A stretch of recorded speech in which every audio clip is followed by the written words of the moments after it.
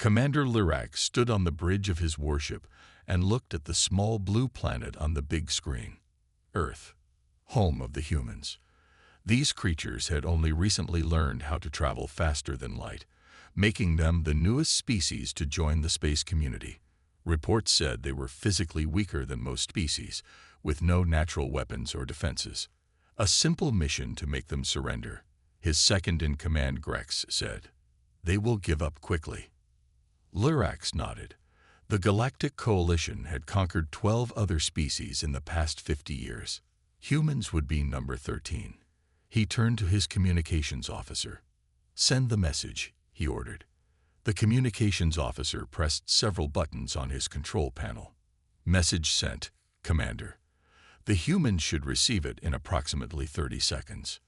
Lyrax waited, imagining the fear that would spread across the primitive planet when they received his ultimatum. The human leaders would panic. They would argue among themselves. Eventually, they would see that resistance was pointless. The screen suddenly lit up with an incoming transmission. That was fast. Too fast. The humans had responded almost immediately. "Put it on screen," Lyrax ordered. The face of a human female appeared on the view screen. She had short gray hair and a stern expression. She wore a dark uniform with several small metal pieces attached to it. "I am Admiral Nancy Wright of Earth's United Space Command," she said calmly. "We have received your message demanding our surrender." Lyrax stepped forward. "And you are calling to accept our generous terms, I assume." Admiral Wright's expression did not change. "We respectfully decline your offer," she said. "We suggest you reconsider your position." Lyrax could not believe what he was hearing. Did this primitive species not understand the power of the Coalition fleet? Did they not realize that resistance was futile? "Perhaps you do not understand," Lyrax said slowly. "We have 1,000 warships in orbit around your moon.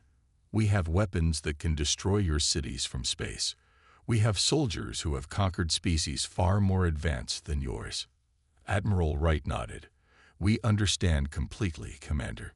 We still decline." Lyrax felt his anger rising. The arrogance of these creatures was astounding. "You leave us no choice but to demonstrate our power. We will attack your outpost on the red planet you call Mars. When you see how easily we destroy it, perhaps you will reconsider." For the first time, Admiral Wright's expression changed slightly. A small curve appeared at the corner of her mouth. Was that a smile? "That is your choice to make, Commander. But I urge you to reconsider, for your own sake." The screen went dark. Lyrax turned to his officers, who were looking at him with confusion.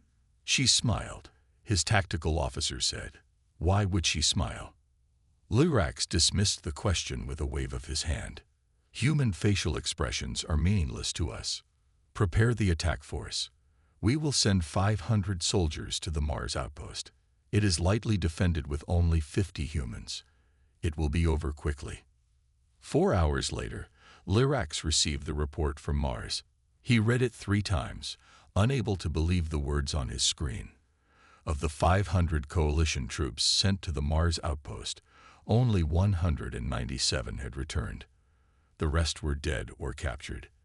The humans had lost only 8 people. How is this possible? Lyrax demanded. "They are primitives." His intelligence officer looked pale. "Sir, initial reports suggest the humans used the outpost's mining equipment as weapons. They created traps using laboratory materials. They fought in ways our soldiers were not trained to handle." The communications officer interrupted. "Sir, we are receiving a transmission from Earth." Admiral Wright's face appeared on the screen again. The small smile was still there. "Are you ready to reconsider your position, Commander?" she asked. Lyrax had no answer. Dr. Alan Shepard was working in his lab when the alarms went off.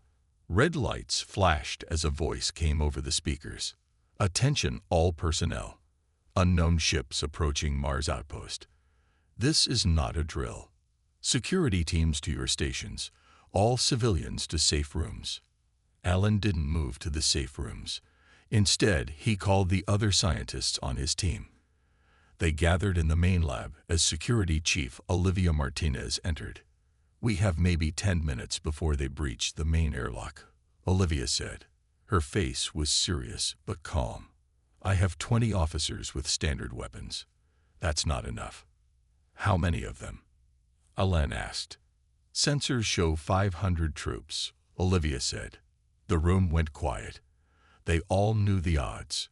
50 humans against 500 alien soldiers. "We need weapons," one scientist said. Alain looked around the lab. "We have weapons," he said, "just not the kind they're expecting." For the next 8 minutes, the science team worked faster than they ever had before. They mixed chemicals, reprogrammed mining robots, and prepared the lab equipment. "They're at the airlock," Olivia reported. Alain nodded. "We're ready. Get your people in position." The coalition troops broke through the main airlock, expecting little resistance. They were met instead with corridors filled with superheated steam from repurposed thermal regulators. The first wave of soldiers fell back, their vision obscured. The second wave encountered floors covered in industrial adhesive, normally used to repair habitat breaches. Many soldiers found themselves stuck in place, easy targets for Olivia's security team.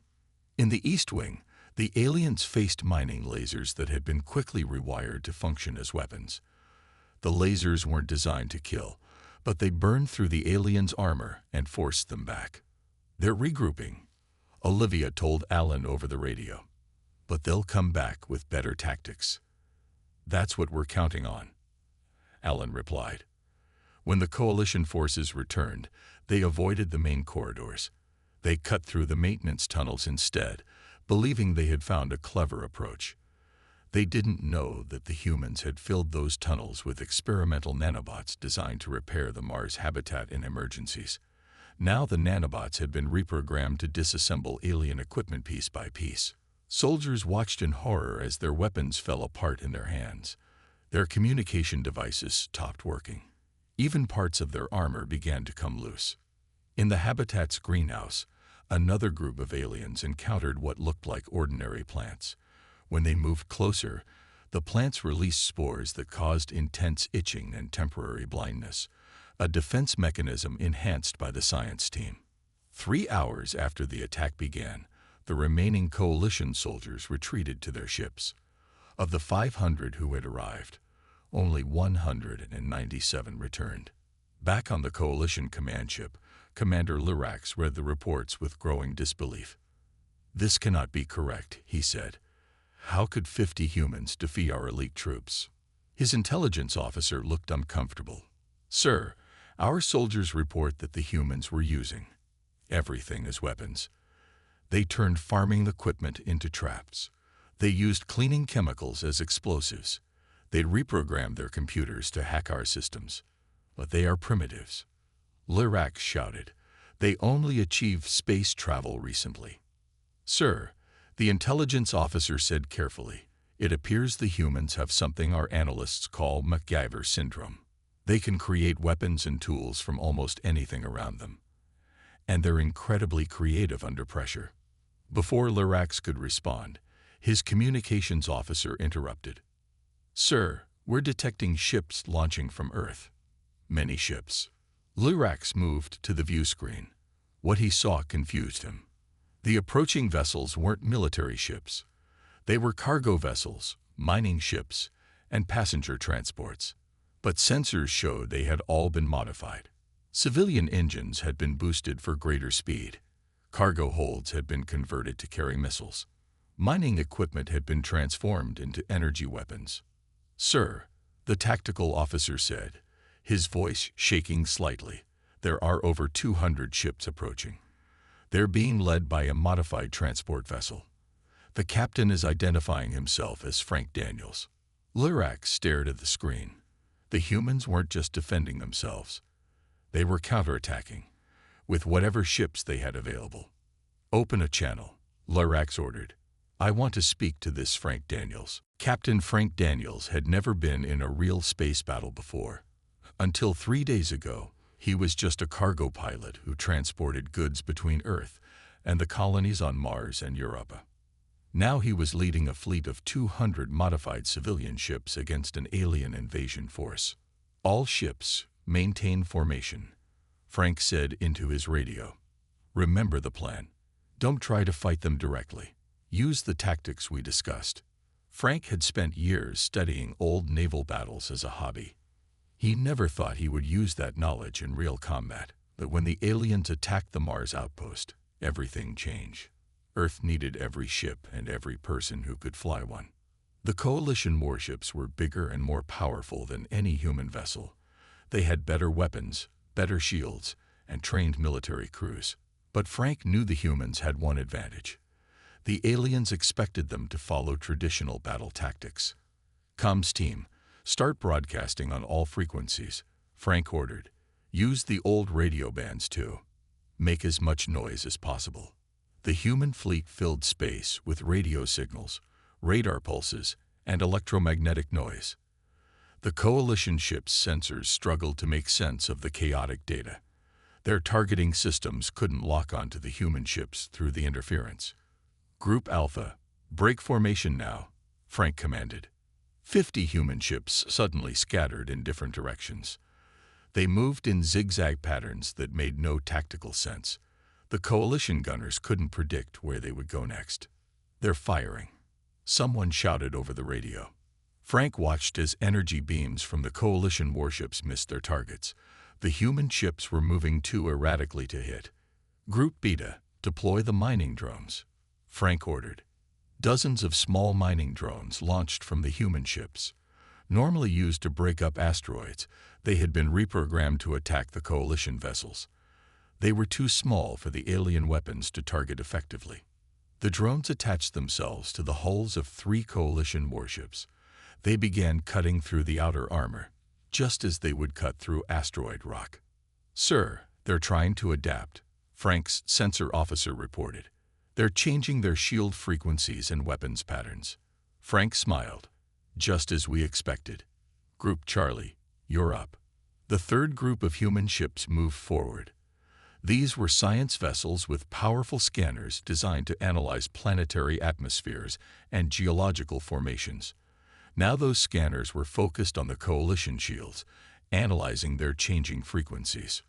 "We've got their pattern," a science officer reported. "Sending targeting data to all ships now." The human fleet's weapons suddenly became much more effective. Their missiles and energy weapons were timed to hit the Coalition shields at exactly the right moments when they were changing frequencies. One Coalition warship exploded as multiple hits breached its engine core. A second lost power and began drifting. A third turned to retreat. On his command ship, Commander Lyrax watched in horror as his fleet fell into disarray. "How is this possible?" he demanded. "These are not military vessels. That is not a military commander." His tactical officer looked stunned. "Sir, they're not following any known combat doctrine. They're using mining equipment as weapons. They're communicating on outdated frequencies our systems barely recognize. They're moving in patterns that make no logical sense but somehow work." Another Coalition warship exploded on the view screen. "Retreat," Lyrax ordered. "All ships, retreat immediately." As the Coalition fleet fled, the human ships didn't pursue. Instead, they formed a protective line between the aliens and Mars. Frank Daniels opened a channel to all human ships. "Good work, everyone. We did it."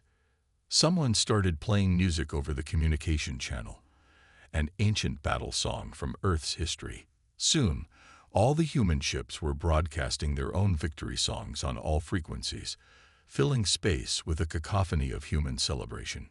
In his quarters on the retreating command ship, Lyrax reviewed the battle footage again and again. He couldn't understand what had happened. How had a group of civilian ships defeated his military fleet? How had a cargo pilot outmaneuvered his trained commanders? "The humans don't fight like any species we've encountered," his strategist said. "They don't follow rules. They improvise. They adapt faster than we can." Lyrax knew one thing for certain. The Galactic Coalition needed to rethink everything they thought they knew about humans. The Galactic Coalition Council chamber was filled with angry voices. 50 representatives from different alien species sat in a semicircle, all talking at once. In the center stood Commander Lurax, his head bowed. "Silence," shouted the council leader, a tall alien with gray skin. The room grew quiet. "Commander Lurax, explain how you lost 3 warships to a species that has barely left their own solar system." Lurax looked up. The humans did not fight as expected. They used civilian ships as military vessels. They used mining tools as weapons. They communicated in ways our systems could not track. They moved in patterns that made no logical sense. "Excuses," said one council member. "Your failure has embarrassed the coalition." The council leader raised a hand. "Commander Lurax is removed from this mission. Strategist Vex Moore will take over the human problem." A female alien with blue skin and 4 eyes stepped forward. Vex Moore was known as the coalition's best military analyst. "I will study the humans," she said. "I will learn their weaknesses." For the next 3 months, Vex Moore collected all available information about humans. She studied their history, their culture, their biology, and their warfare. She watched thousands of hours of human entertainment media. She read their military histories. She analyzed their conflicts. When she finally returned to the council, her 4 eyes were wide with concern. "Council members," Vex Moore began, "humans are unlike any species we have encountered. They spent their entire history fighting each other. Their planet had over 15,000 wars in their recorded history." The council members gasped. Most species had only a few conflicts before developing peaceful societies. Vex Moore continued, "Humans have a psychological trait called spite. They will accept personal harm if it allows them to harm someone who hurt them. And they have a concept called total war, where their entire society supports a conflict." She showed video footage of human wars. Council members watched humans fighting in trenches, in frozen forests, in burning deserts. In just one of their centuries, they went from primitive flight to landing on their moon, Vex Moore explained. "They adapt faster than any species we know." A council member interrupted, "But they are physically weak. They have no claws, no armor, no natural weapons." "That is precisely why they are dangerous," Vex Moore replied. "Because they are weak, they learn to create tools and weapons. They don't rely on natural abilities. They build what they need." She showed more footage. Humans turning farming tools into weapons, household chemicals into explosives, vehicles into battle platforms. Their entertainment is filled with stories of small groups defeating larger forces, Vex Moore said. They call it the underdog story. They practice thinking about victory against impossible odds from childhood. The council was silent now, all eyes fixed on the images of human warfare. "There is one more thing," Vex Moore said. "When humans are threatened, they unite. Before our attack, they had many internal conflicts. Now, our intelligence shows all human nations are working together. They are sharing technology, resources, and military forces." The council leader stood. "What do you recommend, strategist Vex Moore?" "Direct conflict with humans must be avoided," she said firmly. "Each battle teaches them more about us, while we learn little about them. They improve faster than we do. If we continue to fight, they will eventually defeat us completely. But we cannot show weakness," protested a council member. "It is not weakness to recognize a superior opponent," Vex Moore replied. "The humans are still confined mostly to their solar system. We should establish diplomatic relations now, while we can still negotiate from a position of relative strength." The council debated for 2 days. Some wanted to gather a larger fleet and crush the humans completely. Others wanted to quarantine Earth's solar system and hoped the humans would destroy themselves. In the end, the council reached a decision. "We will send Ambassador Krell to negotiate with the humans," the council leader announced. "Direct conflict with humans is to be avoided at all costs." Ambassador Krell felt nervous as his ship approached Europa Station. The space station orbited Jupiter's moon Europa and served as a neutral meeting place. He had never met a human before, and after studying Vexmore's reports, he wasn't sure he wanted to. His assistant adjusted Krell's formal robes. "Remember, sir, the humans expect direct eye contact during conversations. They consider it a sign of honesty." Krell nodded. In his culture, direct eye contact was considered aggressive, but he would follow human customs for this important meeting. The airlock door opened, and Krell entered the meeting room. 3 humans waited inside. The one in the middle stepped forward. "Ambassador Krell, welcome to Europa Station. I am Secretary of Defense Patricia Boyd." She was a tall human female with dark skin and short black hair. "These are my advisors, General Scott Rivers and Dr. Diane Foster." Krell bowed slightly. "Thank you for agreeing to meet with me, Secretary Boyd. The Galactic Coalition wishes to establish peaceful relations with humanity." They sat at a round table. Krell noticed it was designed so no one sat at the head. All positions were equal. A clever diplomatic touch. "Let's be direct," Secretary Boyd said. "Your coalition attacked our Mars outpost without provocation. You demanded our surrender. You threatened our planet. Why should we trust you now?" Krell had expected this question. "The coalition acknowledges our error in judgment. We did not understand humans properly. We have since studied your species more carefully and recognize your right to self-determination." "You mean you didn't expect us to fight back?" General Rivers said with a small smile. "That is correct," Krell admitted. "We underestimated you." Secretary Boyd leaned forward. "What are you offering, Ambassador?" "The coalition proposes a peace treaty. We will share technology, resources, and offer protection from other potentially hostile species. In return, we ask for limited trade rights and non-aggression assurances." Dr. Foster spoke for the first time. "Protection? From whom?" "So far, the only aliens who have attacked us are you." Krell felt his skin flush with embarrassment.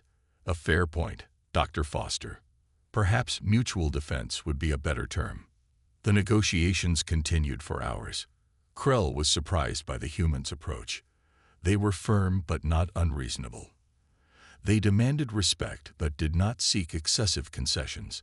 They asked detailed questions about the coalition's intentions and history. "Your species confuses me," Krell said to Secretary Boyd during a break. They stood by a window overlooking Jupiter's swirling clouds. "Your military capabilities are impressive, yet you seem genuinely interested in peace." Boyd smiled. "Most humans prefer peace, Ambassador. We build things, we explore, we create art and music. Fighting is something we do when we must, not because we enjoy it." "Yet you are very good at it," Krell observed. "We've had a lot of practice," Boyd replied. "Too much practice. That's why many of us prefer diplomacy. War has costs that go beyond the battlefield." Krell thought about this as they returned to the negotiations. The humans continued to surprise him. They insisted on fair trade agreements rather than demanding technological gifts. They asked for recognition of their territorial claims, but did not demand expansive space. They requested cultural exchange programs to better understand the coalition species. After 3 days, they reached an agreement. The peace treaty was simple but comprehensive. Both sides promised non-aggression. Trade routes were established. Cultural exchanges were arranged. A communication system was set up to prevent future misunderstandings. As Krell prepared to return to the Coalition Council with the signed treaty, Secretary Boyd offered her hand, a human gesture of agreement. "This is just the beginning, Ambassador," she said as they shook hands. "There's a big galaxy out there. We'd rather explore it with friends than enemies." Krell nodded. The Coalition looks forward to a peaceful relationship with humanity. As his ship departed Europa Station, Krell reflected on Vexmore's warning about humans uniting against external threats. Perhaps the opposite was also true. Perhaps humans would be equally committed to maintaining alliances once they were formed. If so, The coalition had just gained a valuable friend rather than a dangerous enemy. 3 years passed since the peace treaty between humans and the Galactic Coalition. Trade routes were established. Cultural exchanges flourished. Humans began to travel to coalition worlds, and coalition species visited Earth. The initial fear between the species slowly transformed into curiosity and then respect. But not everyone in the galaxy welcomed this new friendship. The Pyrexian Empire had been rivals with the Coalition for centuries. They watched the growing human coalition alliance with suspicion and envy. The Pyrexians were a warrior species who valued strength above all else.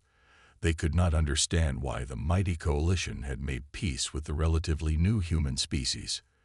They must be tested, Emperor Krazek told his war council. We must see if these humans are truly worthy of our concern.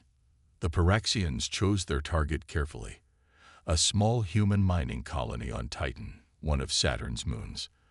The colony had minimal defenses and a population of just over 500. The attack was swift and brutal. 3 Pyrexian warships appeared without warning, bombarding the main habitat domes before landing troops to eliminate any survivors. When news of the attack reached Earth, the response was immediate. The United Earth Defense Council met in emergency session. The coalition ambassador attended, concerned that humans might blame them for the attack. The Pyrexian Empire is not part of the coalition, the ambassador explained. We have no control over their actions. United Earth President Amelia Watkins nodded. She was a calm woman with graying hair who had helped negotiate the original peace treaty. We understand that, Ambassador. We do not hold the coalition responsible for this unprovoked attack. She turned to her military advisors. What are our options? Major Gregory Butler stood. He commanded the U.S. Defiant, one of Earth's most advanced warships. Madam President, we have identified the Pyrexian fleet responsible for the attack. They have withdrawn to their main military base in the Proxima system. We can have a response fleet ready in 24 hours. The room fell silent. Everyone knew what was at stake. This would be humanity's first military action against an alien species other than the coalition. How they responded would define human-alien relations for generations. The Pyrexians attacked civilians, President Watkins said. They killed miners and their families without warning or provocation. They must learn that such actions have consequences. She looked at Major Butler. But we will not target Pyrexian civilians in return. Our response will be measured and precise. The coalition ambassador watched in astonishment. Based on Vexamor's research, he had expected the humans to demand total war against the Pyrexians, to call for their complete destruction. Major Butler led a fleet of 15 human warships to the Proxima system. The Pyrexians had expected either no response or a diplomatic protest. They were completely unprepared when the human fleet appeared in their system. The humans didn't attack Pyrexian civilian targets. They didn't bomb cities or population centers. Instead, they executed precisely targeted strikes against military installations. They disabled the 3 warships that had attacked Titan. They destroyed weapons factories and defense systems. They jammed communication networks and hacked into military computers. Within 3 days, the Pyrexian military capability had been crippled. Not a single civilian target had been hit. The Pyrexian emperor was forced to contact President Watkins to offer surrender. He expected harsh terms, territorial concessions, reparations, humiliation. Instead, President Watkins demanded only 3 things: a formal apology, compensation for the families of those killed on Titan, and a non-aggression treaty that would prevent future attacks. We have no interest in Pyrexian territory, she explained to the stunned emperor. We have no desire to rule your people or destroy your culture. We simply want to live in peace. Attack us again, and our response will be less merciful. Ambassador Krell met with President Watkins after the treaty was signed. Many species would have used this opportunity to conquer the Pyrexians, he observed. You could have expanded human territory significantly. President Watkins smiled. What would be the point, Ambassador? We don't need more territory. We need stable, peaceful neighbors who respect our boundaries. The Pyrexians will remember this lesson longer because we showed restraint. The Coalition Council watched these events with growing respect for human diplomacy and growing fear of human military capability. The humans had demonstrated both power and restraint, a combination more terrifying than pure aggression. 20 years after first contact with humans, the Galactic Coalition had changed many of its ways. The Coalition Military Academy now required all officer candidates to take a course called Human Conflict Psychology. It was considered the most important class in their training. Professor Jackdaw, a veteran who had survived the Mars incident, taught the course. He began each semester with the same question: why do we never fight the humans? The young officer candidates would offer various answers. Because they are unpredictable, one would say. Because they can turn anything into a weapon, another would suggest. Because they unite against external threats, a third might offer. Jackdaw would shake his head at all these answers. Those are all factors, but not the core reason. On the final day of the course, he would reveal the answer. We don't fight humans because they have spent their entire history fighting themselves. They have developed warfare to an art form that we cannot match. But more importantly, they have learned when not to fight, which makes them truly dangerous. In the years since the peace treaty, humans have become valuable members of the galactic community. Their ships now travel to distant stars. Their scientists worked alongside alien researchers. Their diplomats helped resolve conflicts between other species. One such conflict occurred at the Coalition Embassy on the planet Nexus. A group of extremists who opposed all interspecies cooperation attacked the embassy. 30 Coalition diplomats were trapped inside when the building's shields failed. Lieutenant Samantha Kelly happened to be visiting the embassy with a small team of human security officers. When the attack began, they could have escaped through a service tunnel. Instead, Lieutenant Kelly led her team to protect the Coalition diplomats. For 6 hours, 5 humans defended 30 aliens against over 50 attackers. Lieutenant Kelly was wounded twice but continued fighting. When reinforcements finally arrived, all the Coalition diplomats were safe. Later, when asked why she had risked her life for aliens, Lieutenant Kelly looked confused by the question. They were under our protection, she said simply. It doesn't matter what species they are. They needed help, so we helped. This incident became famous throughout the Coalition. Professor Jackdaw added it to his course materials. Humans will fight to the death to protect even those who were once their enemies. He explained to his students, they value loyalty above almost everything else. If you earn their friendship, they will defend you with the same ferocity they once directed against you. The Coalition Council now maintained a permanent human advisor. Admiral Nancy Wright, who had first faced Commander Lurax years ago, now served in this role. She addressed the Council on the 20th anniversary of the peace treaty. We humans have a saying, she told the assembled representatives. The supreme art of war is to subdue the enemy without fighting. We prefer to make allies rather than enemies. The universe is vast and dangerous enough without us making it more so.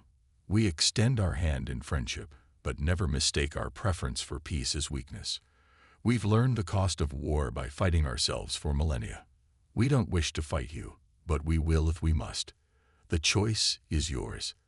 The Coalition's choice had been clear for years. In the diplomatic handbook given to all representatives, the first page contained a simple directive. In conflicts involving humans, always seek peaceful resolution first. If peaceful resolution fails, seek human allies. Never, under any circumstances, make humans your enemy. Other species sometimes asked Coalition representatives why they seemed so careful around humans. Why did they treat this relatively new species with such respect? Why did they listen so attentively when humans spoke in council meetings? The Coalition representatives would usually smile and tell the story of the Mars incident, or Captain Frank Daniels' improvised fleet, or Lieutenant Kelly's defense of the embassy. Then they would say, that's why we never fight the humans, and neither should you. The humans, for their part, continued to explore the galaxy, make new friends, and occasionally remind everyone why they were best kept as allies rather than enemies. They didn't want to fight, but they would, and that made all the difference.